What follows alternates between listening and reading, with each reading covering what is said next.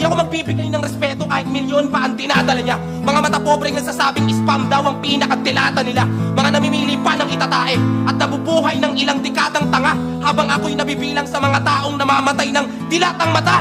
E di sige, kayo na rich kid. Kami na tong sardinas lang ang ulam. Tumidiskarte, sumasakot.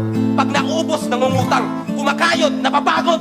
Sumisweldo, pero kulang. Di naman kasi kami kagaya nyo, mga irresponsableng umaasa sa sustento ng magulang. Hindi marunong tumayo sa sariling mga paa, mga walang paninindigan. Samantalang ang iba'y nagmimistulang alipin ng paninilbihan.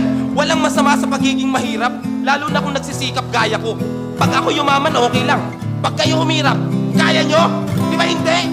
Pero kung usapang karanasan lang, baka hindi ka makasabay. Pinanganak akong mahirap, pero di ako mahirap mamamatay. Lahat ng bagay na meron ako ngayon, naabot ko yon sa sarili kong mga kamay. Hindi katulad nyo, nakalahad. Paalam mo